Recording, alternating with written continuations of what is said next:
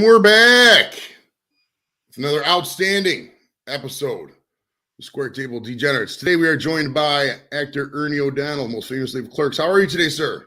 Good, man. Things are good. Good Sunday. It's beautiful here in Jersey. It's so freaking nice out, man. So I know a lot of you guys are probably going to watch this on the replay. That's cool. If you're out here joining us, you see there's a couple popping in. You know, that's cool too. But I'm not going to prohibit you. Go out there and enjoy the weather, man. It's nice. We've been locked up for like 4 or 5 years, 10 years, whatever the fuck it's been.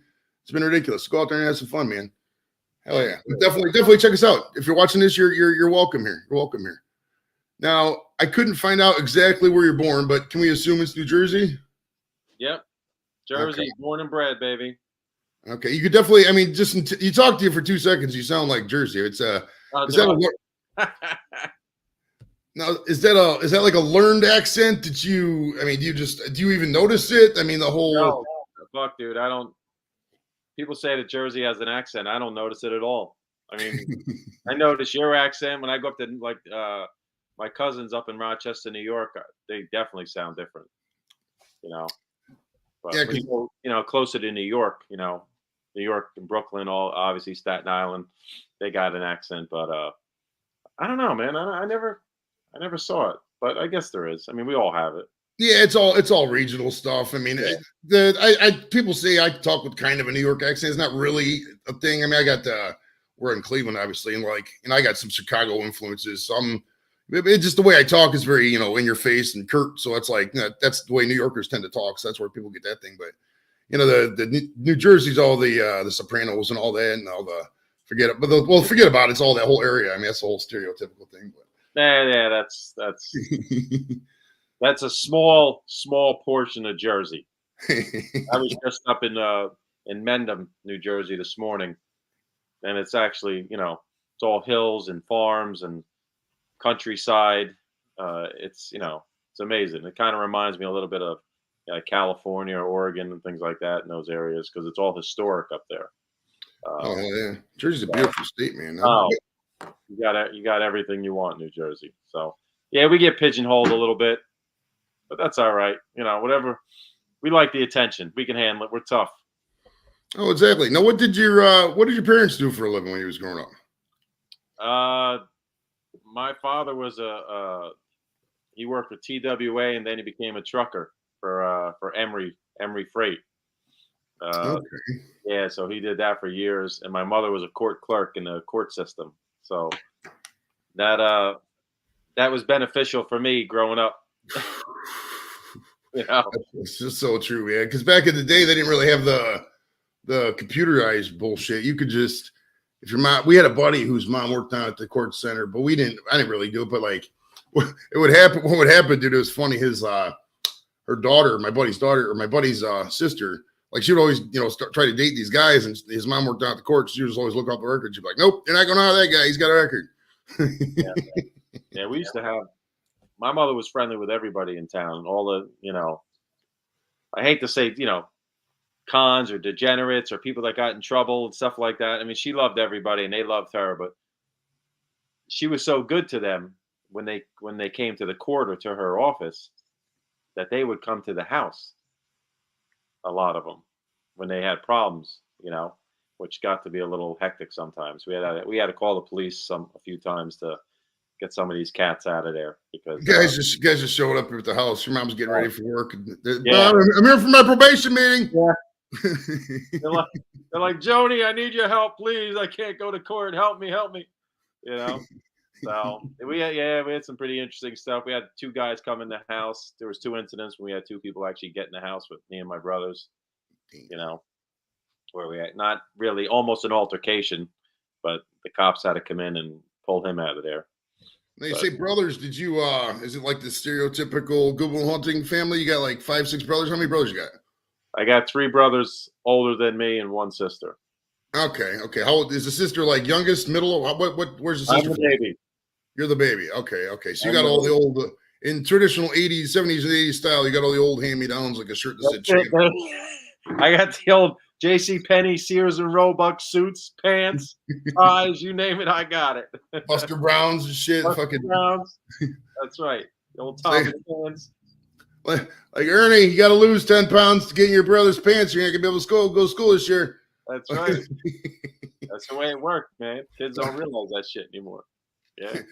No, was life like a Springsteen video or a Bon Jovi song? Like, what's with New Jersey? I mean, New Jersey feels like one of those places like Ohio. Like, if you're not from Ohio, people always rag on it, but when you're from Ohio, you just love it. It's in your blood. Like, I spent a little bit of time up in New Jersey with the service, like around McGuire Air Force Base. Right. It's like it's the same vibe, man. It's like they got things that are just exclusively New Jersey, like diners and just random stuff. That pumping gas thing, which I wasn't a fan of. I like pumping my own gas. But like, what is it about New Jersey that just, if you're not really from New Jersey, if you don't go there to see the New Jerseyans, what's it about that people just don't get? Well, first of all, sometimes New Jersey gets a bad rap because of what's portrayed on TV. May it be the Jersey Shore or the mob or that kind of stuff, which is great. But that's not Jersey, man.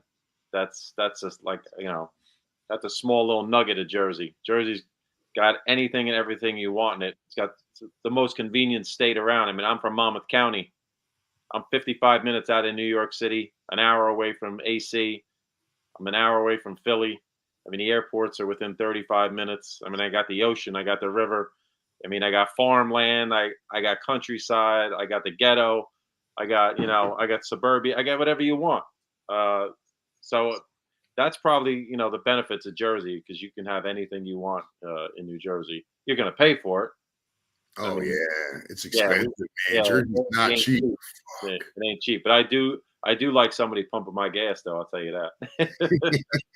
It's with the gas thing. It's like this, man. I like doing that thing where, because, I'm shopping around. I'm trying to get the cheapest gas, so I want to put every cent of that thing in there. And I know that guy's not going to put every single cent of there. He's going to, when that thing stops, he's just going to let it go. And then that's it. I'm going to be on my way. I'm not going to be like, hey, sir, can you stay there for like 5 minutes like a dumbass and hold it until every last cent's in there? He's not going to do that. And if he does do it, he's going to do it for a tip. And I'm not trying to tip $8 on a, gas pump. That's another thing too. Am I supposed to tip these guys? I don't know. I feel bad if I don't tip them. The gas attendants around here, surprisingly, where I live, they get every last drop in there. They round that number up. So if you come in at, $49.50, they get you to that $50 mark. They want those couple pennies. So they fill that tank right up to the rim. So that's good. But what's the gas prices down in Cleveland right now? You're in Cleveland, right? Yeah, I'm in Cleveland. Down the corner, it's like $3.89. But if you drive around, I saw it for like $3.59-ish, a little bit, about 20 minutes that way. Right. And it's three. I would say $3.59 is about the bottom. Average probably about $3.90, $3.95, something like that. Yeah, the lowest I've seen is like $3.79, but our average is about $4.06. Jersey's actually got cheaper gas than most areas. Because when I was in Jersey, I was just me and my wife were still dating. We weren't married yet, and I would go back and forth to like Jersey and Cleveland all the time. It was like 8-hour drive, 7.5-hour drive, whatever. Right. And like the gas in Jersey would be like 30 cents cheaper than it would be like in Philadelphia or Pennsylvania, going through that way. So I would always just fill up on base and just go from there. And once I got to Ohio, do it, because once you get to Pennsylvania, it jumps up a little bit. I think it's something with the taxes. I don't know how they did it, but it was kind of nice. Somebody told me a while ago it had to do something with the refineries and it coming into the ports and things like that. The further you're away from it, the more it is. But I don't notice that a lot, because there's some spots when I go more south, Jersey, some of the prices are cheaper in gas. But once you get out of Jersey, then it goes back up again. So, Wigwam says that's bad for the vehicle. Once it clicks off, you need to stop. If you know me, Wigwam, I'm not really a guy who takes care of much of really anything. Honestly, if you see by my appearance, I don't take care of my health too much, but definitely not taking care of my vehicles. Whatever the dealership takes care of for free, I'll do that. But like the extra stuff, we'll see. We do got a question from El Doof III. This is pretty general. He says, hello there, Mr. Ernie O'Donnell. He's from the UK. What is the most memorable moment in your life? Jeez. Oh, boy. Well, if it's personal, there's personal and then there's stuff in the movie. So if I'm going to go movie related in the film industry, it was probably the first time I ever walked up to my own trailer that had my name on it. Ooh, nice. When we were shooting Dogma in Pittsburgh, and I had a scene with George Carlin, and my buddy Kevin said, go get ready in your trailer. And I was like, what? And he goes, yeah, dude, you go to your trailer. I was like, the stuff we did before, there was no trailers, you know? And I was like, all right. And I walked up to the trailer and, you know, you see George and Alan Rickman and a couple others. And then all of a sudden I saw my name with the star that said Ernie O'Donnell. And that was pretty surreal for me, you know, being in the industry a little bit. That was something I'll never forget. I got to say, that was pretty cool. Now, for that, did you take like they have a star there with your name on it? Did you were like, once the movie was over, you're like, can I have that? And then just yoke that? Because I would have wanted that fucking thing. No, you know what? I didn't take anything because I was kind of intimidated a little bit because this was kind of my first time on a big, huge movie set on location, because this was the first time I wasn't filming in Jersey. And I went to Pittsburgh, and I was kind of, you know, walking around on eggshells a little bit because there was a lot of big stars around, and, you know, Chris Rock was there, and George and Alan and Ben and Matt and stuff. So I was just kind of not wanting to ruffle any feathers, you know. So I wasn't going to ask for the star. I mean, when I did a movie with Bruce Willis in Brooklyn, I wouldn't even ask him for a photo op, nothing. Everything was straight up professional. I really didn't talk to him much on set. You know, we were cordial, but even after the set, when we were done shooting and I walked past his trailer the day I was leaving, I was just very polite and said, you know, thank you, Mr. Willis, for a great experience, blah, blah, blah. And that was it, because, you know, I don't want to be that guy that's never gets a call back because you fucked with the wrong celebrity. You know, it's like, who's this low life asshole coming to my trailer and bullshitting with me? You know, you never know. I mean, it's a tough business. I mean, everybody's kind of, you know, iffy, but, you know. That's a great question, actually. Is there anybody you've ever come up to, just, you know, because I'm assuming you at least get to say hi to people. Yeah, who's in the movie? At least like give it a couple seconds, say hi, like you work, etc. Yeah. Has there been anybody you went up to and they just, you know, totally were not about meeting anybody, or just, you know, going through the motions, or like, fuck this, I don't want to even interact with people, like, oh, hey, hi, boom, that's it? Or is everybody usually pretty cool in that kind of scenario? What do you think? In most cases, everybody's pretty cool. I did have a kind of a weird experience. Now, listen, I love this guy. This guy is one of my favorites. I think he played one of the greatest roles ever in movie history, and that's Val Kilmer, when he did Doc Holliday in Tombstone. I think that's one of the most underrated performances in film ever. And if you're a guy, most guys can't turn Tombstone off. I mean, it's just films. But I did a movie with called Pollock in New York, and I was just doing some stand-in work. So I had the opportunity to stand in for a character actor. I hate to say it, but I can't remember the guy's name. But John Hurd was there, and Val Kilmer in the scene, and we got done. And when I went outside and I was sitting with John Hurd, and then Val came and sat with us, because we were basically all together sitting in these, you know, director's chairs.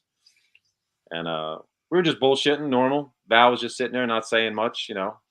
And then I slowly engaged conversation because, one, I'm a fan, and I was very cordial. We had an okay conversation, but then I may have stepped over the line, and I mentioned Tombstone to him. I was like, "Hey, dude, man, I just got to say, you know, I'm a huge fan of Tombstone, one of the greatest westerns ever made." I said, "It just kills me that you didn't get a nod for an Oscar on that, or something, any kind of." And that was it. He just stood up, gave me a look, and walked away. And I was like, "What the fuck did I say? You know, what did I say? I say something wrong?" You know, and I turned to John Hurd, you know, who's a very well-known actor, and I said, "Hey, John, you know," because John was cool, you know, we're on a first name basis, and he's like, "Dad, you didn't do nothing wrong." He's like, he's kind of moody sometimes, but it depends on the day. I mean, when you get an actor, you know, if they're really in the character and they're in the moment, they really don't want to be bothered. I had that happen with De Niro. I did some work on a De Niro film, and they didn't want you going near him or talking to him, not even engaging him at all. You know, you're in this movie with him, and you can't talk to him, say nothing to him unless he addresses you, which I found to be kind of weird. But that's, you know, listen, hey, everybody has their process, so you got to respect it. But those are probably the two I think that kind of stood out to me. Other than that, everybody else is pretty cool. That's cool. And now, have you ever been to Tombstone? Tombstone, Arizona is a great place. No, I'd love to. Oh, you got to go, man. It's cool. Everybody down there is like all in period costumes, and it's wild because Arizona is hotter than balls. And it's like you go down there and everybody's dressed like it's the 1880s, and they got they got little animatronic, Doc Holliday and White Earp and everything. It's cool as shit, man. You'd like it. Yeah, I got to convince the wife to do something like that. That's the hard part. Oh yeah. That's the thing with Tombstone. It's like it's a great. When I went down, I was down there in 2007. I was down there for the Air Guard, and my parents came down. And God rest their souls. And then we went down there just to visit because my dad was real big historical buff. Right. So we spent, if you got your dad with you, it's easy. But yeah, it's hard to convince a woman. I mean, maybe if they got to be in the Wild West stuff. If you convince them the Wild West angle, it's a great town to visit. I mean, if you're not into the Wild West at all, it's kind of, whatever. It's not really nothing to see beyond that. But it's definitely worth it if you're into the Wild West stuff. Well, it took me almost 22 years to convince her to go to Graceland. Oh, geez. I've never been to Graceland. I'm sending the wife to SummerSlam in SummerSlam in July. We're gonna talk about some wrestling in a bit, but yeah, she's going to SummerSlam in July. I've been to stopped over in Tennessee. And I've driven through. I've never actually kicked it in Tennessee. So I'll have to. My one buddy Chris always talks about Nashville. He says it's a great town, but it seems so expensive out there, man. I don't know. Any place that seems to be like hot and hip and trendy seems to be just like with the prices, man. But yeah, I had a blast in Memphis, man. I didn't go to Nashville, and a couple of friends of mine went there, and they said, hey, you're not missing anything if you're not really a big, huge country guy. I mean, I'm a blues man. I like the blues, so Elvis and the blues in Memphis was great for me. I mean, I got to see tons of shit there. I love Memphis. Nashville's, I'll get there one day. Right. It's not going anywhere. Nah. Right, we got a question from Lex. He's also from the UK. Welcome, Lex, friend of the show. He says, which is your most memorable film you have done, Ernie? Well, it's probably two of them. I'm going to say one is the first one I ever did, which was The Fisher King with Robin Williams. That's my most memorable because that was like, the first time ever stepping on a movie set and having somebody that, like Robin Williams, who was one of my favorites, and he's one of the nicest guy in the world. That's probably the most memorable, but a second would have to be Clerks. I mean, Clerks is really where it all kicked off. My boy Kev. So it's those are probably the two. Good deal, man. Now I looked at Leonardo on the map earlier when I was doing show prep. It's like right in the ocean. I was there. Did you grow up in Leonardo, the Quick Stop location itself? And where did you grow up? How far from that ish area? So I grew up in Highlands. Me and Kev, and a couple of other friends that grew up together, all grew up in Highlands, which is about less than 10 minutes down the highway from Leonardo. Okay. Yeah. Leonardo is pretty much right off the highway, Highway 36 there. Everywhere where we come from is right on the right on the river or the ocean or something like that. Okay. Yeah. No, how far was the closest beach to? No, is Highlands? The town of Highlands is it Borough Town, whatever? Is that on the ocean or is that like a couple towns back? How far were you from the beach? It's on the Shrewsbury River. Okay. Okay. Where I lived, I could literally walk to the beach. Oh, nice. We have beaches, small beaches in town, but then we have bulkheads. Now, if you grew up in that area, the bulkhead is basically, you can fish off of the bulkhead or you can go swimming off the bulkhead. That's pretty much the break point that, separates the land from the water. So there's a lot of that in Highlands, but that was a great town to grow up, man. Loved it. Growing up on the water is just awesome. I wish I could afford to live on the water now. Don't we all? I mean, Cleveland, I saw a house that was, it had like beach. I don't know if it was access, but like it was on the water. Because like there's some places in Jersey like this. Well, imagine like when you're going in Manhattan, that like western part of the island, where it's all rocks, and you can't really have. That's like that up in Lake Erie, and there's houses like there's a giant cliff of rocks, and there's like 30 feet, and then you got houses like that. I mean, you're still talking $800,000, and that's Lake Erie in Cleveland. I mean, that's you talk out there in the West Coast or East Coast, you're talking at least $1.5 million, $2 million, $3 million. God knows what. I mean, ocean. What is it with the water, man? Why do people pay so much money to just live by water? I mean, it's only water. it's calming. Don't you understand? The water is calming and beautiful. It is actually really cool, the ocean. I'm not gonna lie. Yeah. Not gonna lie. Dig the ocean, man. Yeah, the Jersey Shore is nuts during the summer, though. Fucking nuts, man. It is wild. Like, what is then? Did you, when you were growing up, did you guys like? Did your family? I mean, you're not. We're just all blue collar people around here. But did you get to go to the shore much? The Jersey Shore? What, like, from where Highlands is? How far is it to like the closest spot on the Jersey Shore, like the happening spot in the '80s when you was going through high school and all that? No, that was Sandy Hook, man. I could walk to Sandy Hook if I wanted to. Oh, hell yeah.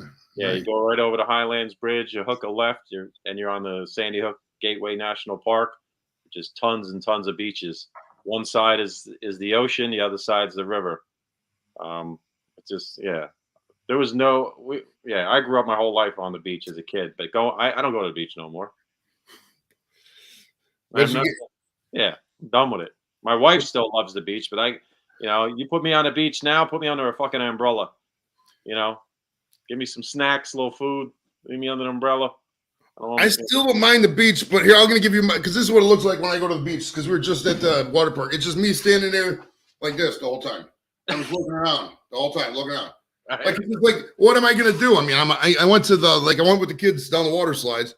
Are they fun? Sure. But it's like, oh boy, 30 seconds. Yay. Let's do it again. I mean, it's like, once you're a certain age, the water parks and the beaches, I don't know. I mean, we're there to look at the, scenery, I guess, at some of the beaches. Like, we went to the Virgin Islands, me and my kid did. But it's like, yeah, in terms of just like sitting there reading a book, I don't like reading books. I just want to do stuff. I want to go other places. I don't know. Yeah. I go to the beach. It's kind of selfish, but I like to go to a beach where it's quiet and there's nothing going on. Right. Just like quiet. The wash. What's the wash? The water coming up. Now that's a cool sound. Yeah, man. I just want to relax and chill and, enjoy life. Oh, yeah. All right. I got a question from El Doof again. He says, "Hey, Ernie, would you do a modern version of the Light Brigade?" Light Brigade.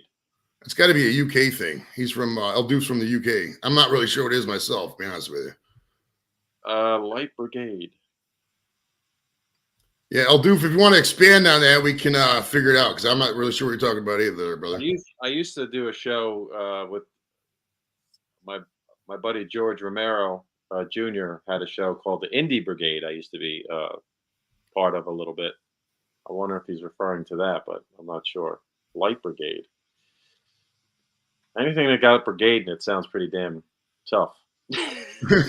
Right? Brigade's like higher than the platoon. It's ridiculous. Right. It's some military shit, right? All right, we got a question from JV's Hangouts. He says, "Was Clerks filmed in black and white or filmed in color and edited to black and white for nostalgic effect?" It was filmed in black and white, definitely, because it was cheaper.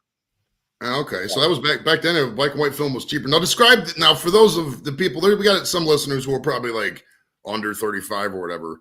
Describe the technique for filming back then. It wasn't just a camera with or even a cell phone. I mean, how big were the freaking cameras that Kevin Smith was buying and all that? Well, he didn't. He rented a bunch of stuff, and he had to get actual film. Not like today, all digital. So he rented some stuff from New York at a prop house, and the camera was. Listen, I mean,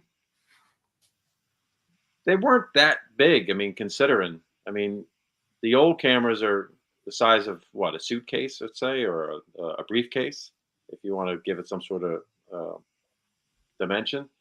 But they weren't that bad. I mean, today we just shot a film this weekend with a red camera, the Black Magic, and that was about the size of a lunchbox, an old school lunchbox. But yeah, they weren't that big. I mean, they were bulky, definitely bulky. The lights are big, no LED, so the lights are a lot larger. The cables were heavier. I mean, everything was big and bulky. But when we shot Clerks 3 earlier in the year, some of their cameras were pretty damn big, even though they're streamlined and digital and stuff like that, because they add a lot of different components onto them and accessories and things like that and monitors and so. But the actual cameras themselves are pretty small and compact. But it all depends on what you're doing. I mean, yeah, it was wild, man. We were at the draft last year. It was in Cleveland, the NFL draft, and we were like right in the front row. We got there really early. And for ESPN, the one scene, they actually had a GoPro on a big stick. Yeah. And, they're holding up. I was like, geez, that's stuff we use at this level. So it's not too much far off with what they use at the major studios now. I mean, it's the barrier to entry to get in this kind of thing is really not like it was. Really not. I mean, I have a mini 4K camera from Zoom, the company Zoom that we use at our studio. And I'll tell you what, man, the picture that thing puts out is unreal. Unreal. It's so good. And I just did a PTZ camera, one of those remote control cameras in the ceiling for our place too. And it's crystal clear. I mean, it was a $350 camera, and it's amazing what they do. I mean, my wife just bought me the iPhone 13 Pro Max, and I'm still stunned on how good that thing records. Oh, geez. Even I got this Motorola stylus. It's like $200. I mean, even this phone, this phone, this throwaway wireless phone. It's amazing, the camera quality. This camera I'm talking right now, this thing was like $13 4 years ago, and it's still popping like it's brand new. Right. It's amazing. Yeah, it looks good. I mean, God help the poor camera companies. I mean, like regular camera companies now. Oh yeah, like Canon and Kodak, or not even Kodak's around anymore, but yeah, those companies, forget about it. They're hurting that shit no more. We got another question from JV. Was the roof hockey scene filmed on top of the store or at another location? It was actually filmed on the Quick Stop roof. No way. Definitely, yes. All right, so I was reading some of the liner notes. I don't know, liner notes if it's what they're called, but like when I was on IMDb reading about Clerks, maybe it was Wikipedia, I don't know, whatever the fuck I was reading. They said that like the store still open when they were filming it, and they like had to film like after the store was closed and shit like that. Is that true? What was up with that? So there's a little bit of difference there. So when Kevin filmed Clerks, he filmed after the store closed when he did Clerks. But when we just shot Clerks 3, they did both. That we filmed during the day, but during certain cuts and breaks, they would let Patreons come in and actually buy stuff. While that's cool as hell. Yeah, it was pretty cool. So the locals got a kick out of it. Well, at least most of them did. But yeah, it was done both ways. All right, Nate, we got El Doofus explaining the other one. He says it probably won't be up your street. It was a military feature of the British Army when we rode horses in the war. Okay, there we go. So basically, he's pretty much asking, would you reenact the film with where you're riding in British horses? I think you would take that role, I'm assuming. Fuck yeah, man. One of those damn swords or whatever the hell they had on the mounted horse. I'm all about that. All right, we got a question from Lex. This time of day we get a huge UK audience. It's great. It says, do you prefer to do comedies or more serious films?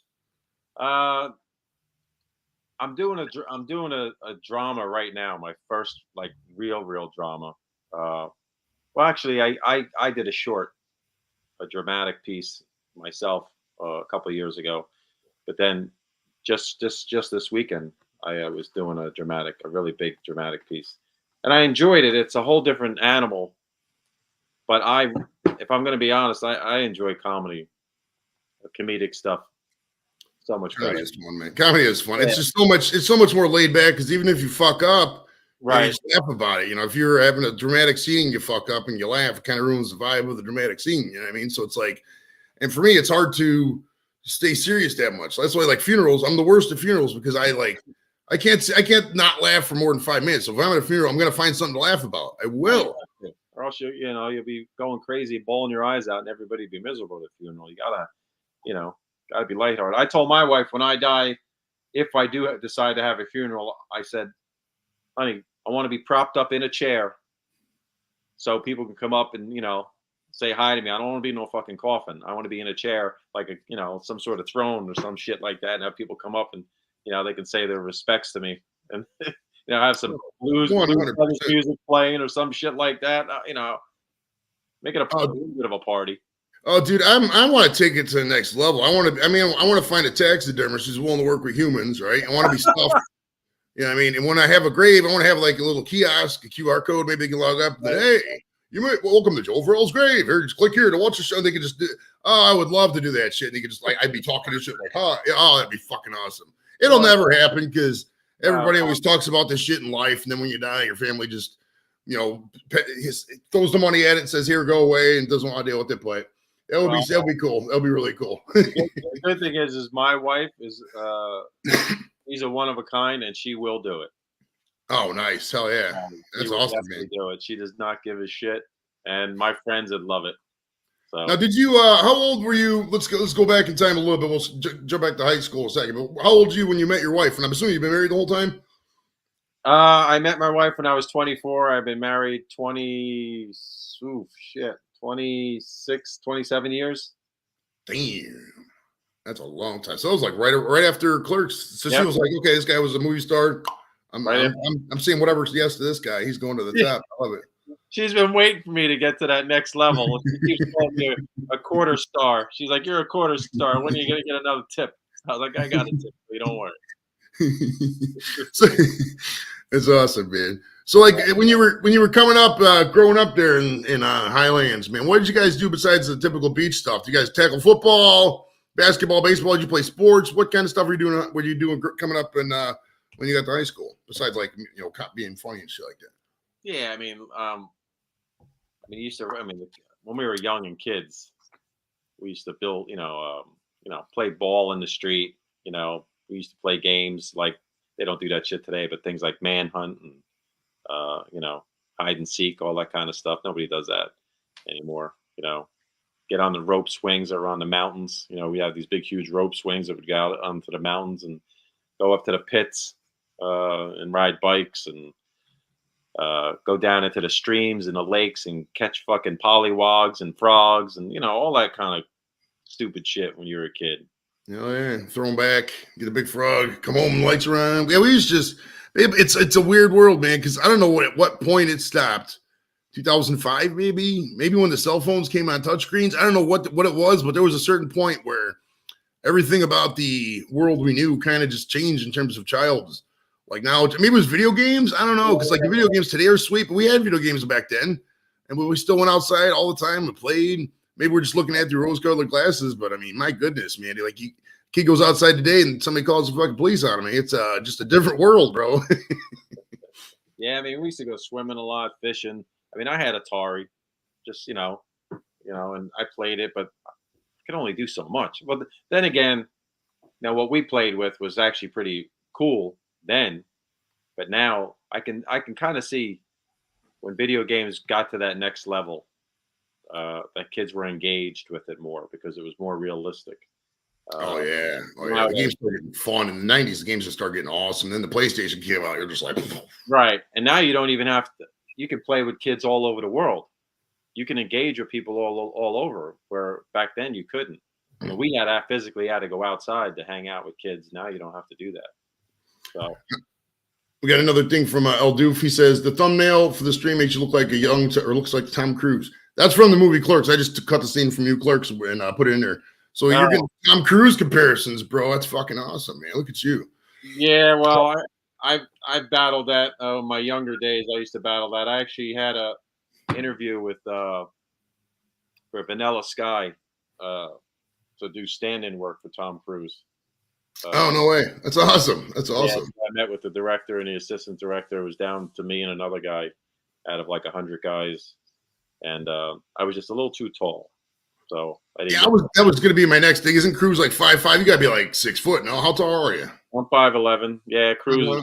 Yeah, so I'm surprised they brought me all the way to the end like that because they knew my height, but I had the look. The other guy didn't have the look. I had the look, and I would have loved to have that one, man, because I talked to a couple people that knew him personally, and they said if he picks you as the stand-in for him, he engages with you a lot and gets you involved in a lot of different stuff. He's hands-on with you, and if he really likes you, then he'll take you onto his next films and he'll bring you all over the place. There's a lot of that in this entertainment. I've noticed is that I notice it myself. Like even when I'm thinking about like booking a comedy show or something, it's like you book the people you're familiar with, your friends. Yeah. You're not trying to get to learn. It's like a relationship, like an actual relationship. You're getting to know them. They're getting to know you. If you haven't known them for years, you're not. It's harder to do it. If you know somebody for 10 years or 30 years, it's a lot easier. If you know somebody for 20 minutes, you don't know what they're about. It's just the way it is. Yeah, that's how we kind of started doing it back in the day. Me and Kev and everybody. Kev, as most people know, if they're View Askew fans, Kevin uses a lot of the same people in his movies. It may be cameos or leads or whatever, but you see a lot of familiar faces through the years and all his stuff. And I do the same thing at the productions that I'm doing, with friends. I use the same cats. I mean, obviously, I like to bring in new people. Oh yeah. Yeah, but I always try to include the people that I've always worked with because I know they're reliable. I know their talent. I don't even audition certain people because I know that they can pull it off. But it is nice to reach out and get some new blood out there and become friendly. It's like anything in any business, any work. People can be an asshole. You don't want to work with them. Oh yeah, he's got to expand your stuff. It's Yeah. like that in YouTube too. It's like that in YouTube. When we're forming stuff and you form relationships and people, it's good to do stuff with people who are on YouTube because it's like they got something loose, so they're going to represent their brand good too as well and help up your stuff. So that's the way it is. Yeah. All right, B Wizzle Aquatics. He's down in North Carolina. He always has a standard question here. What's your favorite Pokemon? You are asking the wrong guy, brother. All right, so B Wiz, he doesn't know anything about Pokemon. That's always a question he asks. It's just I do see people running around like Red Bank and other places trying to find these Pokemon things with their phones, and I'm like, what is going on, man? I mean, I'm like, what are you guys doing? And they're like, oh, we're searching for this one and that one. I'm like, I mean, it looks like fun. I mean, good for them, but it's just, I never got into it. My son plays that, and it was probably like 3 years ago. He was really into it, and he was probably 8, 9 at the time. Man, he walked clear. He never really walks anywhere. They might go up to the park every once in a while, like down the street right here, because we live on the street with the school. But he walked clear up, down. I mean, probably a half mile that way, and another quarter mile that way to go to the cemetery to get some Pokemon because he was just chasing it. Didn't totally oblivious to where he was at. Was looking at this invisible world walking down the street. He would never do this in a million years on his own. But the Pokemon's out there. He's clearing the cemetery, chasing it. It's great. Not afraid at all. Walk over the dead. He don't give a shit. Right. All right. Louise has a question. She says, choice of any actor, dead or alive, who would you like to be your next co-star? Oh, man. If it's dead, it's John Belushi. Oh, great. There's no doubt. I mean, John Belushi's, one of my favorites of all time. I'm a huge Blues Brothers fan, but also a massive Saturday Night Live fan from back in the day. I just thought, it's unfortunate what happened to Mr. Belushi, but I don't think the world was able to see even half of what he was about to do. So I'd say John if it's dead. And then alive, it's probably Travolta or Harrison Ford. Okay, good stuff. Harrison Ford is a good one. Yeah. It kind of pissed me off. We're getting to some Star Wars talk later, but in part 2, not part 2, was it part 7? When I don't want to boil the plot for anybody who hasn't seen it, but when he got killed, I didn't like that. I thought they treated him off. I don't believe any of that shit. He fell. That does not mean he's dead. You didn't see his body yet. Intriguing. Did you see Solo's body? I did. Well, for full disclosure, I gave up on it after episode 8 because episode 8 was so bad. So I didn't see 9, but I have not seen Solo's body in episode 8 or the rest of 7. In those kind of movies and the sci-fi and all that shit, you can't count anybody out. Heck no, man. Heck no. All right, we got a question from Taylor. He says, is Clerks 3 going through post-production issues? Lionsgate messed around with it, or at least online rumors say so. So what's up with Clerks 3 here? Yeah, Clerks 3 is doing great, man. Kevin's got it pretty much wrapped up. They're just waiting for the right time to release it. Okay. Okay. It's all about timing and stuff. I mean, they got to, with the studios, Lionsgate, they want to see what movies are coming out in that time frame. They want to see what Kevin's schedule's like, what the rest of the cast, the stars' schedules are like, so they can do press and promote. So it's really a kind of a delicate thing when that movie could come out. I mean, Kevin would put it out today if he could, but it doesn't make sense. I mean, you want it to be able to get out there at the right time to be, as productive and as popular as it can be. So it's definitely coming out this year. I mean, I've talked to Kev about it, and he's thinking, it's going to be in the summer. Okay. But I've seen it 3 times already, and I love it. Yeah. Okay. Actually, we'll jump ahead. I was actually going to ask about Clerks later. But since we talking about Clerks 3 later, but we'll talk about it now. What is your involvement? I saw it said like co something. What are you? Are you like how it was in Jay and Silent Bob reboot? Are you just there for a couple minutes? What's your role in the next Clerks movie? So well, most people will know I have a recurring role as Rick Darris. I come back, which is awesome. A lot of different people come back because if the fans have been following, they know that a lot of the original talent makes cameos and comes back in the film. And then I also became an associate producer on Clerks 3 because Kev, I was I'm in Jersey and a lot of people were in LA, so they were coming to me because I was boots on the ground here in Jersey. So at some point I just said to Kev, I said, listen, I'm not asking. I said, but I'm fielding a lot of phone calls, doing a lot of legwork here. I said, maybe we should bring me on to the payroll here. And he goes, you know what? You're right. He's like, you are doing a lot of stuff. He's like, we'll get you on. And then after that, the floodgates opened and I just, it was great. Some of the guys were calling me the Ray Donovan of Clerks 3 because I would get things done and I was the fixer on a lot of stuff. But I loved it. I mean, if you work on a Kevin Smith film, it's nothing like any other. I mean, he has a great environment. He treats everybody wonderful. He has in the beginning of the day, he always does a pep talk. The end of the day, it's always a clap off to everybody, and he's very thankful because he knows that without them, the crew and the cast, that this does not happen. I mean, those are the crew is the heartbeat of a film, and he knows that and appreciates it. So how long is a typical? Is there any length in the filming day difference between like a Kevin Smith film or a regular film? How long is a typical movie day filming? Is it like a day? Yeah, just like say like, hey Ernie, we need you for a role. You're going to be here for a 5-minute scene. We need you to film. How long is that film? Like, how long are you going to be on set all that whole day? Like a week, 2 weeks? What the like per hours per day? How long? Let's say if you got to go in and shoot one scene, I'll say a small scene. You have to arrive in the morning or in the afternoon, depending on if it's morning shoot or a day, midday or evening. You got to go in for hair. You got to go in for makeup. You got to go in for wardrobe. Then you sit in your trailer. Then they bring you to set. Then you do a little bit of blocking, stuff like that. And then they let you go back to your trailer. And then they reset the cameras. And then they bring you back and you do your scene. And then multiple angles and things like that with different actors. And that could take as little as 4 hours or as little as 10 or as much as 10 hours. It really depends on what you're doing in the scene. But if you're just basically like a 1-2 liner, it's like a 4 or 5 hour kind of deal. No, it's not terribly bad. Yeah. But he shot Clerks 3 in I believe 27 or 28 days. Okay. Yeah. We got another Clerks 3 question. Can you confirm if Clerks 3 is in black and white or color?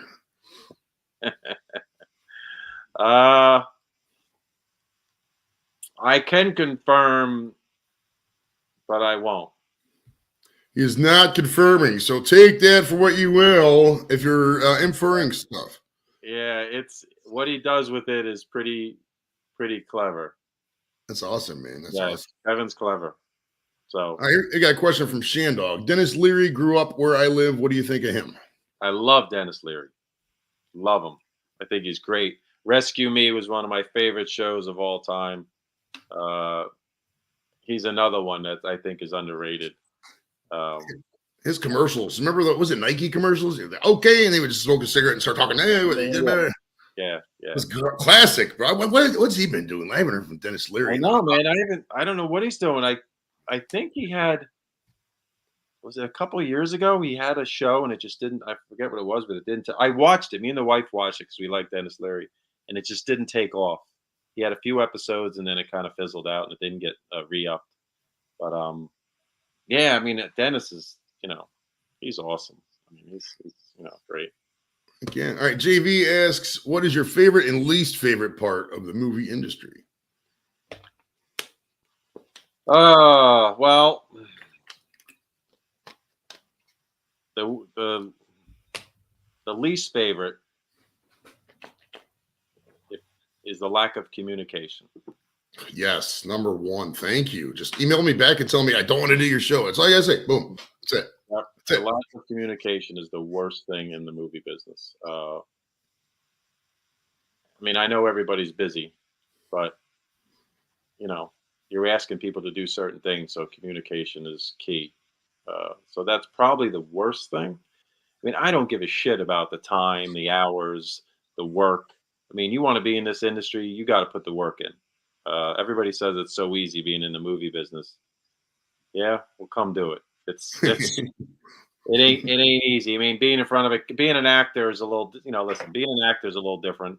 It's not as hard as what the guys do in the crew. The crew busts their ass all the time. Did I just lose you? No, I'm still here. Oh, you're still there? Okay. Something just came up on my computer. But yeah, I'm getting to something with the Adobe or some shit. Yeah, your screen just went away. No, I'm still here. You're still there. Yeah, try the StreamYard tab if you're on Chrome. It should be at the top there, maybe. Oh, there we go.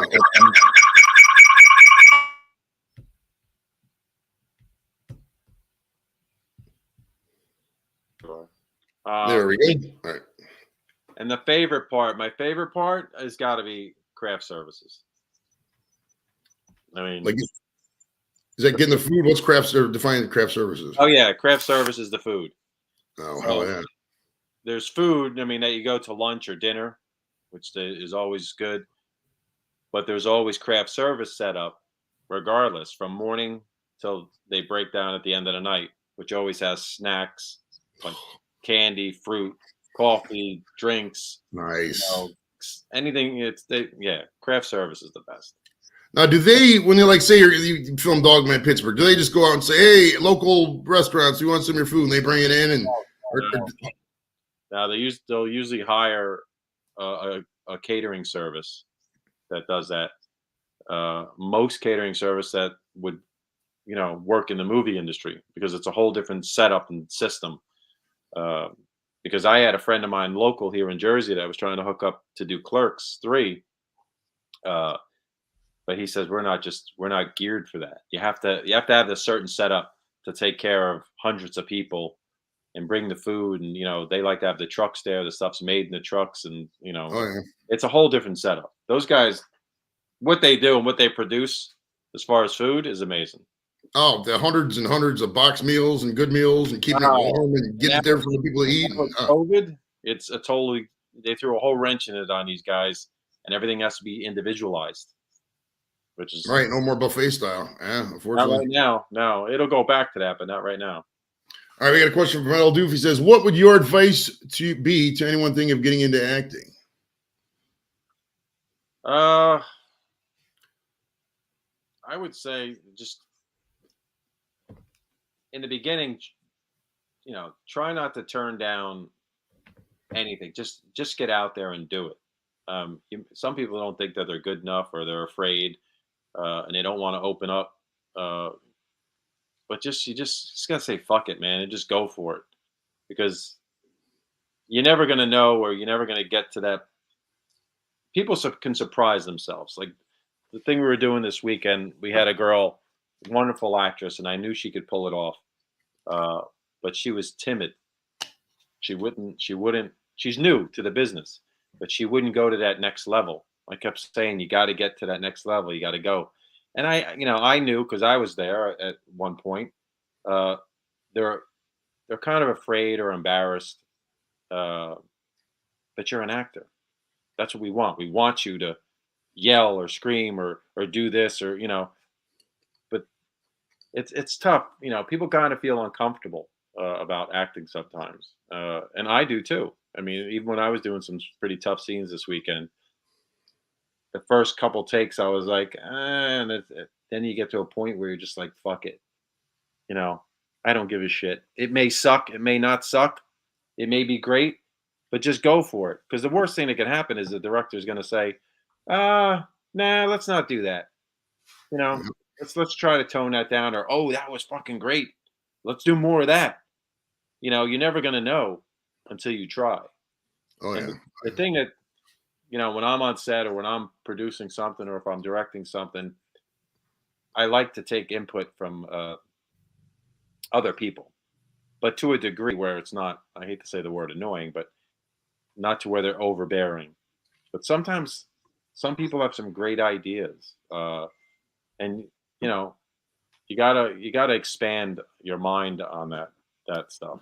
But acting is, start in the independent industry, do that, get in front of a camera. Either there's plenty of platforms now, YouTube and podcasts, and get on stage, do anything. I mean, whatever you can do. There's small Amazon movies out there. Right. Little everybody. There's movie filmings all the time. Get to know. Yeah. Just hang out with people. Like you was talking about earlier, with just familiarity with people. You hire your friends and all that. If you're friends with people who do movies, they're probably going to put you in a movie at some point. I mean, that's just a good thing, Yeah, I mean, even if people are looking for people to help do a film, even if it's not for acting. If somebody says, "Hey, man, you want to help out on this film? I don't have there's no roles for you, but say yes, because then you're around it, and then you get to see how things operate and how things work, and you learn, and that helps you as an actor down the road. And sometimes, you know, they'll say, "Hey, can you jump in here and do this part real quick?" Or they may not give you a couple of words, but they'll say, "Hey, can you just be in background and stuff?" So I did 30 to 40 films in just background when I was younger. Damn. And I learned so much shit just from watching the films. I mean, I got a couple bumps along the way. I mean, up to principal and things like that because I did those things. But you learn so much. And a lot of people kind of dismiss that, which I think is kind of wrong because the best way to learn anything is to be there. You can think you're the greatest actor in the world, but if you haven't been on a set and seen how things operate, you're going to get there and be like, "What? What the fuck's going on here? What am I supposed to do?" Yeah. All right. We got a question from Taylor. He says, "Are you aware of the underground Clerks fan clubs in the UK? Been plenty of parties in London based around the original film." I've heard of some of the underground stuff. I know there's a lot of different Clerks fan clubs on Facebook and stuff like that. I'm actually a part of a few of them. But yeah, I've heard of them because they're trying to get me and a couple of the other guys in the UK this year to do some big fan thing, and I think a lot of it's generated from the underground Clerk Society. Oh, nice. So I have heard of it, and it's great because the UK is, massively supportive of Kevin Smith and the View Askew universe, which is great. UK is amazing, dude. It's when I started this silly show I got here in my garage, bro. I never thought in a million years I'd have one. I thought it was gonna be a lot more local. I got like 5 people in the neighborhood who watch me. There's nobody watches it around here. I never thought in a million fucking years they'd be getting a big dedicated audience from the UK. There's a good 10, 20 people who watch the show from the UK. They're just there all the time. I love those guys, man. Love them. They're awesome, and we got finally soon this year. We're praying that the guys in the UK are going to have that movie Shooting Clerks come out, which is a documentary, real life story of Kevin Smith and how he did, how he created Clerks and came up with Clerks and all that stuff. Okay, now I'm assuming this is a joke. You are not related to Chris O'Donnell, or he says, "Can you say hi to your brother Chris O'Donnell?" I wish I was related to Chris O'Donnell, but somewhere along the line in our lineage, right, we are related because he has the same last name as me. So we are part of the same. We are part of the same clan. But I've never had the opportunity to meet Chris O'Donnell. But I will say, "Hey, what's up, Chris? I'm here. Want to work together?" All right, the O'Donnell brothers. You just come up with wrestling tag team. Now, you did go to high school with Kevin Smith. Now, let me ask you, did you go to high school with Kevin Smith? I went to grammar school and high school. Now, is he older and younger, or are you guys in the same grade? I am older by 1 year. Okay, so were you 90 class of 88 or 89? We were our grammar, high school was 88. Okay, high school's 88. So what'd you do before, like, you graduated in 88 and then the Clerks came out in 94? Were you acting in those roles? Were you like in college? Were you doing construction? What were you doing those 6 years before you got into Clerks? I was, I did a lot of stuff. I was working on the dock, pumping gas, selling bait on the water. I was delivering pizza. I was valeting, and I was doing maintenance. All that stuff during that span. So you were just doing. Were you still staying at home for a couple years? Did you move from Highlands? Where'd you live after that? I moved out at 18. Moved in with my girlfriend at 18. Got out of the house. Yeah, I couldn't stand being home.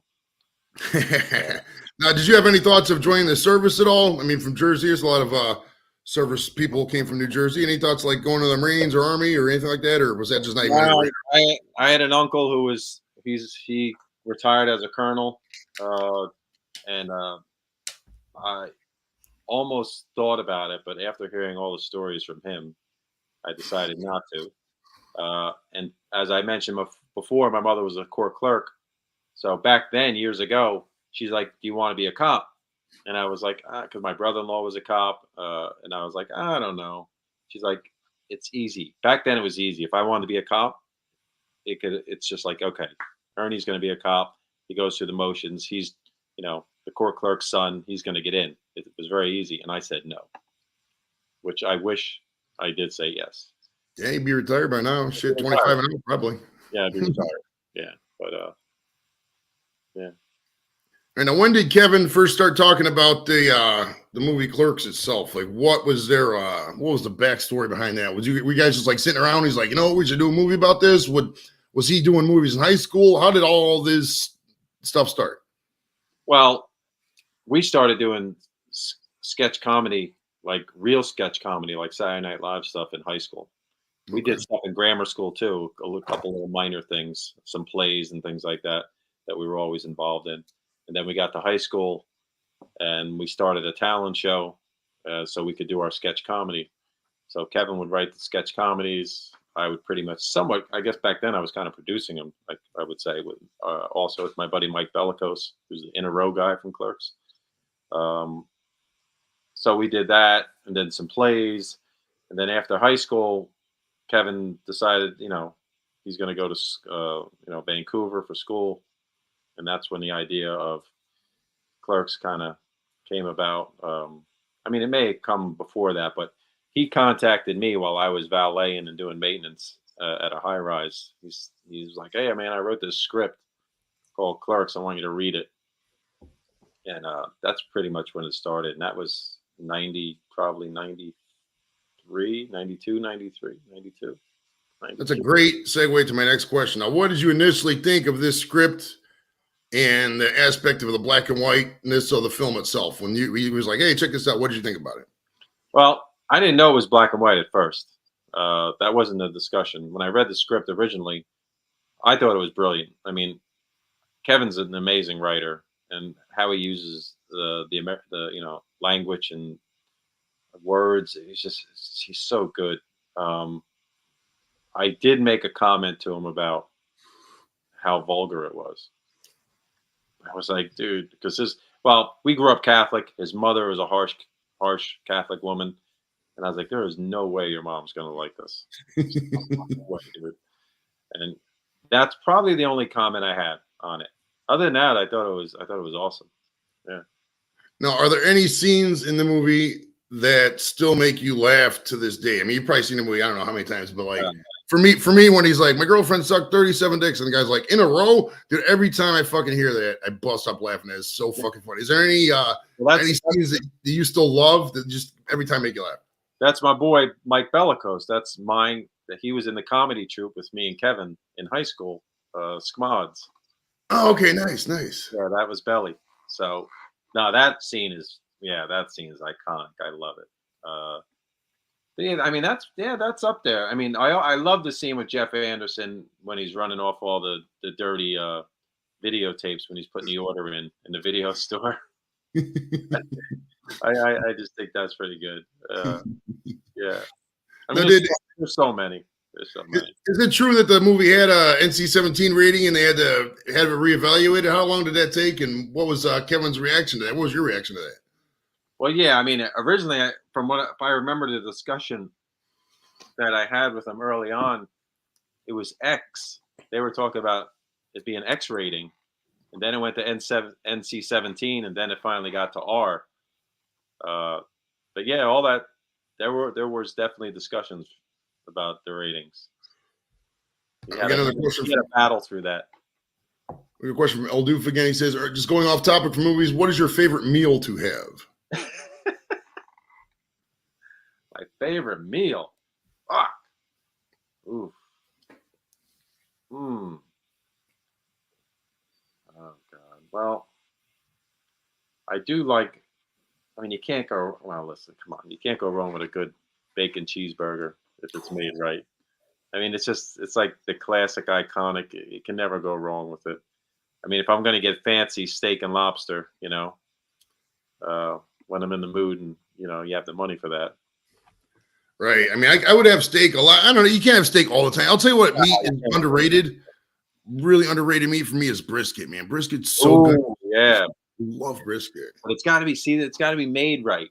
See, you could fuck up a hamburger and you put enough condiments on it, some, bacon and pickles and, enough shit on it. It's not, and good bread, you can get through the bad patty. But you have somebody that does a really good burger with some good fries, man, that's good, man. Yeah. Now, the Sweatbox shirt, sweatshirt, do you still have the original? Yes, I do. Where do you keep the original? Isn't it like a box in your closet? Or do you have it like framed, or where do you keep it? The original that I wore in Clerks, the movie, is framed in the secret stash in Red Bank. Nice. The second one, the backup one that I have, is home here with me. Now, do you have replicas of that sweatshirt available for purchase on some website? No, I used to sell them when I used to do cons. I don't do many cons. It's just not, But when I was doing the con circuit for a little bit, I would sell the Sweatbox T-shirt. I actually still have a couple floating around, but yeah, they're cool. I mean, Sweatbox was a real gym. So, what is Sweatbox still around, or did they close? Or no, dude, that was my mother's garage. We had a detached garage in Highlands, which I converted into a gym with a bunch of my friends and my brother, and that was called the Sweatbox. Okay. I drew that shirt. I drew that guy. Shit, in the 80s, early 80s. And yeah, I mean, we used to have the guinea tees, the neon pink, green guinea tees, the sweatshirts, and all that kind of stuff. Yeah. No, the 80s was a very bright decade, man. We always remember the giant hair and the skinny ties, but people don't remember the fucking bright neonness of the 80s. It was so bright. Jeez, it was bright, man. Fuck yeah. Now, how soon was it where you're like, okay, wow, this movie Clerks is taking off. This is really cool. Was it like a shock to you that it was gonna take off? Because it was a big risk on Kevin Smith's part. I already like maxed out credit cards, took loans, whatever, all kinds of shit. Anything you had to make it work. Was there any kind of shock? You're like, okay, this is cool as shit. How did that feel? Oh no, it was cool as fuck. I mean, listen, nobody knew it was gonna take off. Kevin didn't even know. I mean, God, he was hoping it would, but it was really a surprise to a lot of us that it just hit a nerve. I mean, he hit it at the right time. I mean, it was, lightning struck, and thank God it did, because, we're still going at it 25, 26 years later, 27. Jeez. That's a long time. Think about it. Yeah, it's still rolling, man.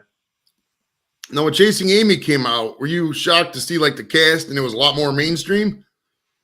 No, I mean, he likes to try to stay indie, but it's really tough. I mean, you got to bump up to that next level. And Chasing Amy is one of my favorites. I mean, I love Chasing Amy. I love Chasing Amy too. I think it's one of his most underrated films, really. I think because a lot of people write it off like, oh, this is a rom-com or whatever, but there's some great acting in Chasing Amy, man. Joey Lauren Adams, that's one of her best roles, I think. That was just such an underrated movie, man.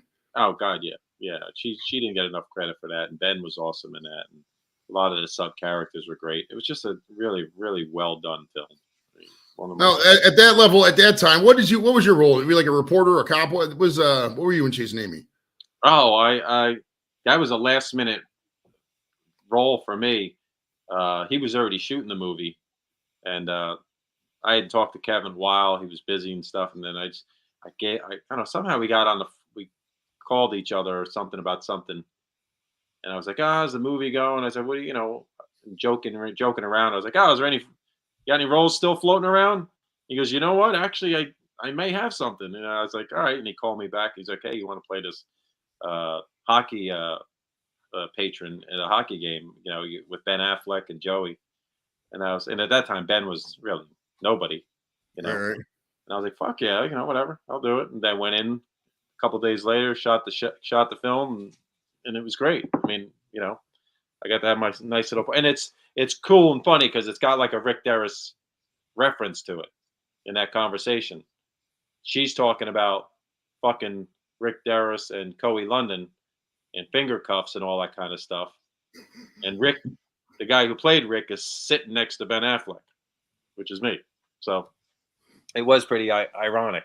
And he didn't plan that. It just organically happened that way. That's funny. Yeah. I've never made that connection. That's great, man. Yeah. You played, I was going through IMDb, you played a bunch of cops. Seems cops and reporters was your thing in all the movies. But I got to ask specifically about Jay and Silent Bob Strike Back. Now, did you, by any chance, get to meet the legend Mark Hamill? No. Oh, no way. Yeah, no. I had so when they had the premiere for Jay and Silent Bob Strike Back, I was supposed to fly out to LA with Kevin's mom, Grace, and his dad then, and go to the premiere. We couldn't get the scheduling to work out, and I just couldn't get there. But that would have been my opportunity to meet him. But yeah, no, unfortunately, Mark was one of the guys I haven't met. Now, do you think he likes being known as Luke for his whole life, or do you think he got sick of it after a certain point? Oh, come on. He loves it. Kidding me? He's Luke Skywalker. It's iconic. How could you not want to be? It's like Sean Connery's James Bond. Oh, that's a good one. Who would you rather be, Luke, James Bond, or like the Terminator, like Robert Patrick? What out of those to be recognized with? If you go back in time and be like, all right, I want to be Ernie O'Donnell or the cast for one of those roles, one of those three, what would you pick? Oh, James Bond. Bond would be sweet, right? Go walk around, just do whatever, kill people. Hands down. I mean, I like Skywalker, but James Bond, me and Kevin always had this thing about James Bond, and because I loved James Bond as a kid, and he came to me in grammar school when we were in the 5th grade or 6th grade. He said, "Hey man, I just went and saw this movie. It was awesome." I said, "Yeah, what was it?" And he goes, Raiders of the Lost Ark." I was like, "Yeah," and he goes, "This fucking guy is so good. It's the best. He's better than James Bond." And me and him would have arguments about it as kids. Fuck that, James Bond. I was like, James Bond's the best ever. Because back then James was, going, Oh yeah. All right, this is a running joke we got on the show, but Beatles or Queen? Well, Freddie vocally blows them all away. He does really. So if anybody even questions that, they have no clue. Freddie Mercury is just one of the best frontman singers ever to be on a mic. The Beatles writing is great. I'm not a huge Beatles fan, and I have this argument with a lot of my friends who are Beatles fans. I can take about 10 Beatles songs, and that's about it. Other than that, to me, the Beatles are okay.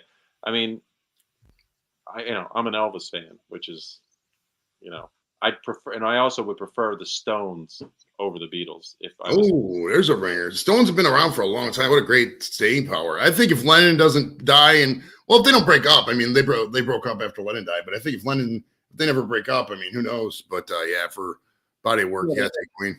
Got to. I always look at it as like, if I had to have any music with me for the rest of my life, would it be the Beatles or the Stones?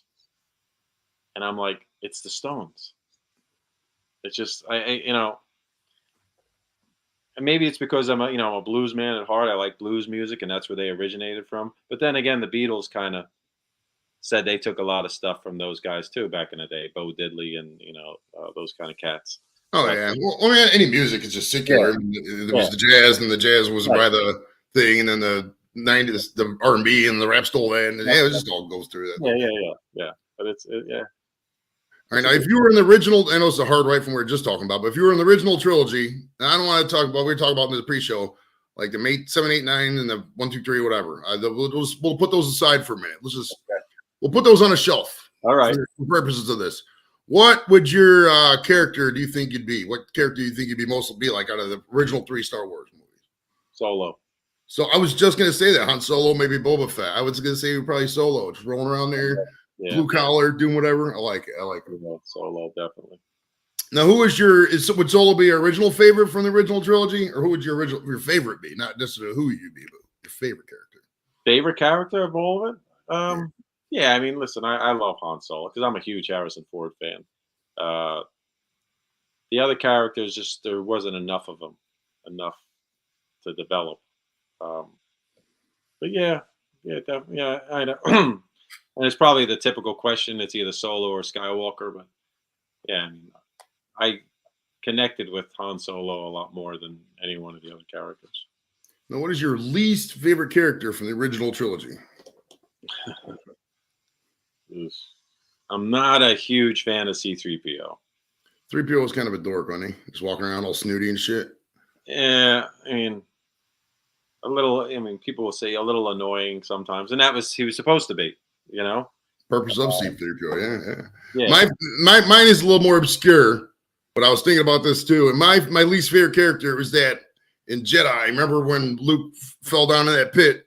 Yeah. When he was out there with Jabba, and he had to fight that monster. All he did was put a stick in his mouth, and he just lowered the gate, and the monster died. For a monster that size, that monster was fucking weak. They needed to give that monster like breathe fire or something. That was a horribly weak monster for what they needed. Motherfucker. Yes. All right, now tell me about this 100 Acres of Hell movie you produced. I read the plot. It's listed. This is great. This is leading to some wrestling stuff. It says, when ex-pro wrestler Buck Severs travels to an abandoned wildlife preserve with his friends for Bro Weekend, they become the targets of a deadly manhunt, and Buck must find the fighter in himself before it's too late. Now, how did you cast this movie to get Snitsky? Was he the person you wrote the role for? Was this? Tell me about all this. That project I was brought on to when it was already in pre-production, to say, because they had money, then they lost money, then they got money, and Gene was already attached to it through my friends Ed McKeever and Jason Kerner, who are the executive producers, and Gene was already attached. So I was brought on after the fact to play a character, and then I got brought on as a producer because they needed a little bit of, a little bit of help. So I was able to help with some of the knowledge that I had through working in the industry. But that was, listen, 100 Acres of Hell was a bear of a film to get made. It was a lot of work, but we made a pretty damn good movie for not a lot of money. And it got received really well. We won a bunch of awards. And Gene was awesome in it as playing, the broken down wrestler, Buck Severs. I thought he was, really well acted by Gene for not doing anything that serious, because most wrestlers can't really pull it off that well. Really? Okay. Roddy Piper did. It was awesome. I mean, was that They Live, or what was that? It's a great fucking movie. What a great movie. Love that movie. Yeah. I mean, I'm a huge Hogan fan, but Hogan's acting is not really the stellar, and what was the other one? Kane in that horror movie, See No Evil, I think. See No Evil. Kane was in See No Evil. But that's not really acting. That's him playing a killer. Right. Now, what if you could have picked another, besides Snitsky, if you could pick another living wrestler to be cast in this movie, who would you have picked? Ooh, wow! For his role, I would have. I mean, listen, I would have loved to have seen. I would have told him to grow a little bit of a beard, but Stone Cold Steve Austin, I thought would have been. He would have kicked the shit out of that role. He's a great actor. He might be one that's a really great actor. He was in the Adam Sandler movie with Goldberg. Stone Cold's awesome. Oh, what a fucking great actor! What a great actor. Now, do you still keep up with wrestling now, every now and then, or is it kind of just like past a little bit, or what's your involvement with wrestling now? I was a huge wrestling fan growing up my whole life. Old school WWF, NWA, AWA, all the Georgia stuff. I loved it all. I kind of started to step away when it got too soap opera like. They started, and it's not nothing against the women, but when they started really doing the sexual stuff with the women and really promoting a lot of that stuff, it took away from the real wrestling stories that I grew up with, and it kind of got silly to me. The storyline started to get really silly, and then The Rock stepped away, and Stone Cold stepped away, and it was like, all right. But then periodically, I would talk to friends who were still watching it. And they said, "Hey, man, they say Hogan's coming back, or Flair's coming back for this or for that," and then I'd watch a little bit just to see those guys. But yeah, once in a blue moon, I'll turn it on. I mean, Roman Reigns is okay. I mean, he's from the family of The Rock and the Samoans and all that stuff. But yeah, it's not like, I mean, back then, if you're a wrestling fan, I mean, from back in the day, nothing compares to the 80s and early 90s. I think a lot of it's just the internet kind of ruined the mystique of it. Yeah, I mean, back in the day, you could have Andre the Giant, nobody knew where the fuck he was from or what he was about. Just walk around, big ass 7-foot guy coming in, but now they just know he's a regular guy. And there's so many. So when I say so many, I've even had wrestlers on this show. There's so many freaking wrestling shows and wrestling podcasts because people love it. Everybody wants to do it or be and it's just, I think that it's to the point where it's like there's nothing really new they could do without family friendly, without pissing people off. So I don't know where that's going to go. I mean, until Vince McMahon dies, it's all whatever because he runs the whole show and he'll probably live to be 100. So get ready for 25 more years of The Rock. I mean, as successful as Vince McMahon has been, he's the one that fucked it up. Oh, yeah. He had to get involved and he had to do the whole shtick. And, when you see Vince McMahon getting his ass kissed in the middle of the ring, I mean, it's like, all right, dude. I mean, really? I mean, I'm not, prude or anything like that. I like a good laugh and a good storyline. But it's like, I mean, how low do you got to sink? I mean, come on. I mean, the Kiss My Ass Club. I read that he wanted to do an incest angle with Stephanie. She was like, "Fuck right out of here. You're not doing that." That's how low that son of a bitch is, dude. Yeah, come on, man. I mean, stick to what created the fucking juggernaut of wrestling. It's just the stories. I mean, come on. Back in the day, Chief Jay Strongbow, the Samoans, Jimmy Snuka. I mean, Jimmy Valiant. I mean, it's just the superstar Billy Graham, Bob Backlund. The storylines that they had was just enough, and we thought they were superheroes, and we thought it was real. Yeah, that was another thing too. Once in the 80s, once they broke down, it was all just whatever. That's once they had it for everybody. Yeah, it took the allure away and the mystique of wrestling. Now, what would your gimmick be if you were a pro wrestler? I probably play something along the lines of not that I have the body for it, but I like the arrogance of like Paul Orndorff back in the day, Mr. Wonderful Paul Orndorff. He just had that assholey kind of arrogant, I'm better than everybody kind of deal. I think I could probably pull that off because I do play a few assholes in the films that I do. Mr. Wonderful. I love it. Rest in peace. He just died this last year. Yeah. We had a question from Captain. He says, "Ernie, why is Dogma so underrated? One of my all-time favorites." It is. It's that's a tough one because I think Dogma is a great film, and it's probably I hate to say it, but it's probably because of the whole religious thing. I mean, yeah, it's got to be. It's got to be because the cast is just amazing. Alanis Morissette. I mean, they had George Carlin in that movie, dude. George Carlin's a fucking god. He's a god. Well, was a god, but he's a total god, man. Did you get to meet George Carlin at all? Oh, God. Well, my scene was in Dogma. I originally had dialogue and a scene with George, and unfortunately it got cut out.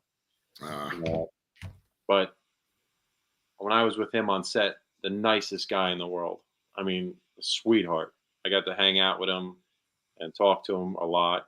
And he even invited me to a show back in Jersey he was doing months later, which I went to and met him again and with my wife. But one of the nicest guys in the world. I saw him live in the year 2000 ish, 2001 maybe. Actually, it was right after 2001. I think it was like October because I remember he made a 9/11 joke, and it wasn't a bad joke. He just Right. His joke was like, we have to trust our government. We have the knowledge in the room. We don't want to do that kind of thing. Because he always was counterculture and stuff. But yeah, what a great fucking comic, man. Might be one of my all-time favorite. Might be my favorite actually. What an awesome guy, man. He's up there. I mean, I got George Carlin and I'd say for me, it's like George Carlin, Richard Pryor, and Eddie Murphy is, those are kind of the three cats that I think are fucking just brilliant. I would put that right up there. I'm a little bit later in years. So I would definitely Carlin up there just because of his body of work. And I don't know. Probably like Lewis Black just keeps going. I love Lewis Black. Yeah, good. Yeah. George was just smart though. Oh yeah, that one line when he was no money down, but he had like 50 phrases in a row. He just said, "Oh, it's classic. It's just classic." Oh, I love it. Brilliant. All right, now tell me about this Gone for the Weekend movie. I got a list of plot. This plot sounds so much more awesome than the 100 Acres of Hell. I mean, they both sound awesome. This one sounds great. When Phil, an unsuccessful aspiring actor, confides in his best friend Jesse, his suspicion is that his wife Vicky is having an affair. Phil soon finds himself led to a series of debaucherous activities designed him to get over it. Parties, getting high, women, etc. After he revealed to Jesse his contemptuous wife would be, in fact, gone for the weekend. So, like, what was your role for this movie? And what this movie sounds like, kind of like The Hangover meets like rom-com. What's up with this movie? It sounds awesome, man. Well, it's kind of more like an 80s vibe, like Bachelor Party from back in the day, kind of like that. Yeah. And a little bit of The Hangover, but not much. But the Bachelor Party is probably more of that. But that's my buddy Troy Burbank, who I became friends with years ago, and he's an aspiring filmmaker. And I've been collaborating with him in the last couple of years on a lot of projects. Recently, the one I was just talking about earlier, the dramatic piece.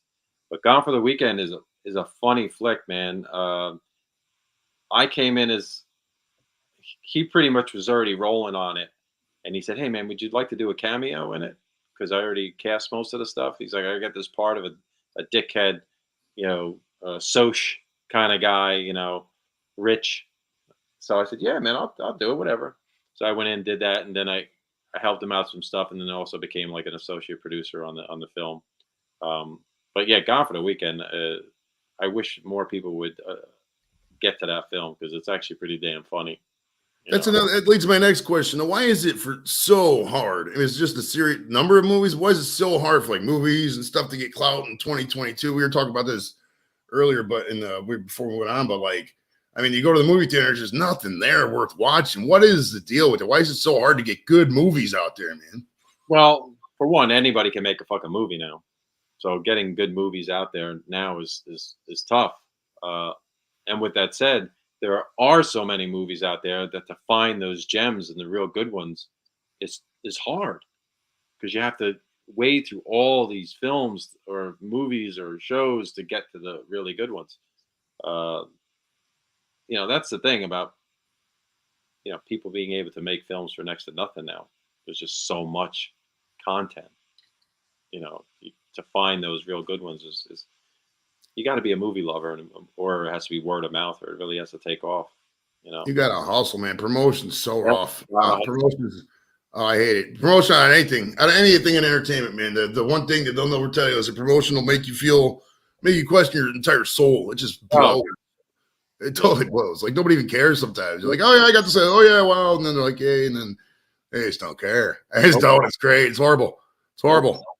Now, what, in your opinion, is harder, the writing, producing, acting, or directing? Well,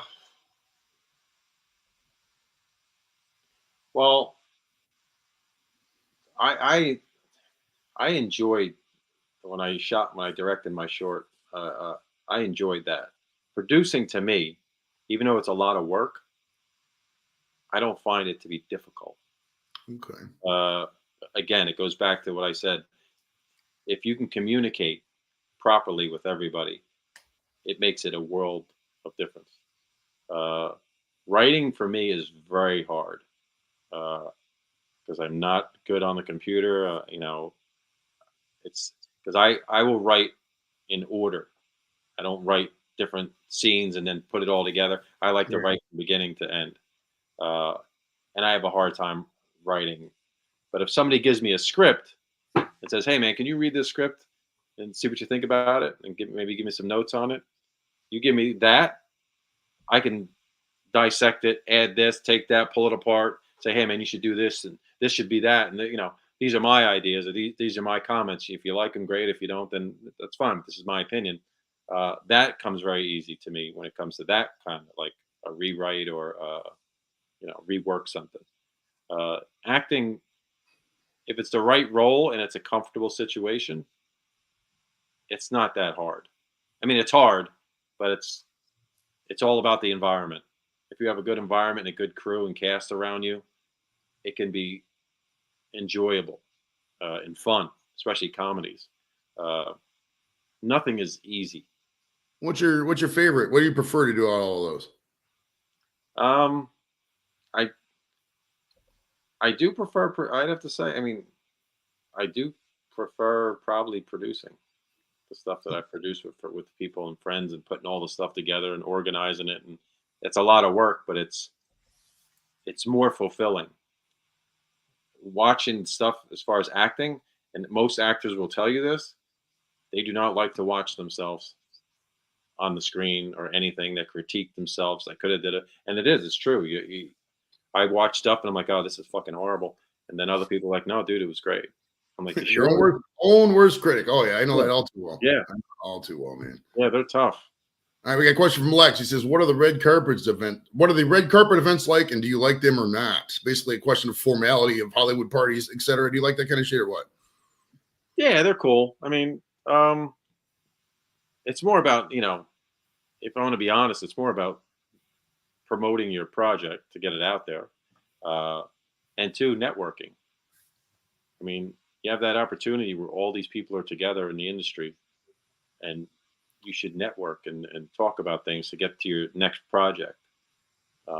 If you go there and don't socialize with anybody or have a good time, then nobody's going to want to work with you, or nobody's going to know about you. So it's good to kind of network. All the fluff and hoopla that goes with it, that's not a big deal to me. It's more about engaging with people, and you know, getting to know other people in the industry, and that's a huge benefit because you don't get those opportunities a lot to network with certain people. I got a random question. I thought about this when I was doing it because I was eating some Reese's eggs before I started. But Reese's, what's your favorite out of Reese's trees, eggs, pumpkins, or hearts? Or are they all the same? Well, are they in? Well, the Reese's you're talking about, is it milk chocolate or dark chocolate? The milk chocolate Reese's. Those are the classic milk chocolate Reese's. They got the hearts. I Right. think they're all the same. Are they different than the cups? Why are they so much better than the cups to me? What's Well, up with that? they got more peanut butter in them. That's got to be it. Just more peanut butter. I mean, the Yeah, cups. the eggs have more peanut butter in them. I think that's it. I smashed 3 before the show. I'm not going to eat any more because I already had 3. That's a lot. That's like half my calorie intake for the day, man. I'm not doing it anymore. Yeah, I've been kicking Reese's dark chocolate thin Reese's cups. Okay. Are they like under 100 calories? Is that like a diet thing, or you just No, like? no. I don't give a fuck about that. No, but they're just. I like dark chocolate, and it's the Reese's peanut butter dark thins. I started hitting them up a while ago, and I put them in the fridge. Oh my god, Ooh, nice. so I'll have to do that. So I actually have to turn the air conditioner on here in the studio. It's hot today. I'll see what the rest of the week's like. We'll see. Now, is there any regrets you have on this? Is acting worth it? All this sacrifice, all the hours, was it worth it? So far, have you enjoyed your body of work, what you've done, Ernie O'Donnell life? yeah, I love it. There's a couple things. I mean, I wish I would have fought for a little bit more, but other than that, it was great. It's been good. It took a long time to get to where I had to get to, but it was all worth it. Everything has, there's a plan for everything. So You know, it's been more of a hobby and a labor of love over the years than anything. I mean, I've been a carpenter my whole life, so it's that's where that's where the real money comes in. Nice. Well, I mean, shit. Honestly, I'm not gonna lie. I mean, you talk to 10 actors, you talk to 10 carpenters. I guarantee 10 random. We're talking. I guarantee you that 10 carpenters are making more money than 10 actors on a combined level. I mean, it's shit. And make use of carpentry work, my man. Is there anything else that we've talked about or we haven't talked about that you have to promote? Any projects you got coming up? You're talking about your podcast. Talk about that for a little bit. What you got going on? Yeah, so I don't actually have a podcast per se, but what I do have is a live podcast theater. So this is something called the Smod Castle, which me and Kevin Smith and Rajiv Topper, who's the owner of the Quick Stop location. So we acquired a location there, a building, 64 Leonard Avenue in Leonardo, which is steps away from where Clerks was filmed, in the same building. And we started a podcast theater a year ago. So we have shows there that Kevin comes in he tries to come in about every month, and he'll do podcasts and shows with an audience. And we record it, we stream it. We'll do charity events. We did a big charity event with Steve Buscemi for the firefighters, raised a whole bunch of money. We do comedy shows. We've done weddings there. Nice. We're doing magic shows. You know, people can come in and do podcasts whenever they want. They can rent the place. So it's been doing good for the first year. And now about 4 weeks ago, we initiated the Smod Castle Film Festival. Oh, nice. Yeah. So since Kevin is like, the independent, I don't want to say like the, face of independent films, but if you follow his story and how he started with film, it just makes sense for us to have a film festival for the independent filmmaker. So we started that about 3 weeks ago. That film festival is going to be August 17th through the 21st in Leonardo, New Jersey, based out of the Smod Castle. And as of right now, we have almost in 3 to 4 weeks. 4 weeks, we have 620 entries already. Man.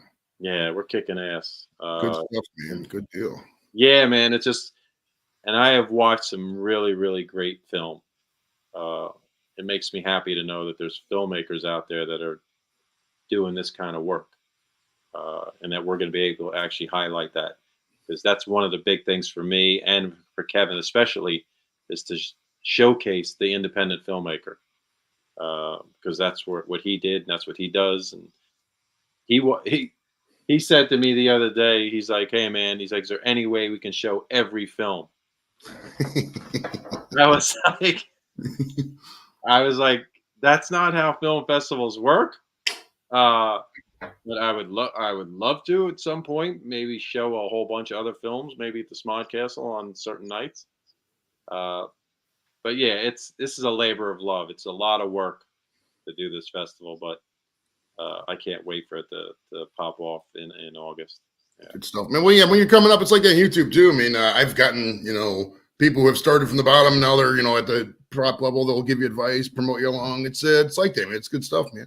Yeah, I appreciate it a lot. Heck yeah, man. It's, the underground has to survive, and it's always going to be where it thrives, man, because big corporations, they want to take away your right to do everything.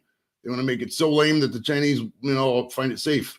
We can't let them win, man. We got it, stuff like this, shows like stuff you're doing there, Ernie. It's that's what's going to make it happen. It's what's going to win this for the small common man, everybody out there watching this. Yeah, believe it.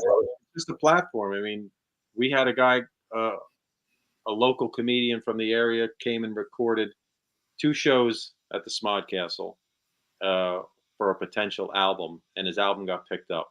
Nice. And now it's getting released in distribution. So those are the things that we love about it, because those kind of cats can come in there, find a place that's reasonable, and do their thing, and get their material out there. People just want to get their shit out there, man, and that people, you got to get the independent filmmakers, the independent, comedians and stuff. All you guys, I mean, there's so much great talent out there that anytime we can show it, and give them an opportunity. Is what it's about. Hell yeah, man. So I'd like to appreciate and thank Mr. Ernie O'Donnell for coming out today, sir. It's been an honor. Be sure to join us May 6th at the regular showtime, 9:30. We're going to have, I got to think about this shit. I'm always high. Carl Mecklenburg is going to be on May 6th and May 9th, 3 p.m. Mark it on your calendars. Tommy Chong, live right here. Oh, nice. Square Table Degenerates. See, you're the thunder before the storm, Ernie. We got some bangers coming up, bro. We got some bangers coming, man. Tommy was in Kevin's movie.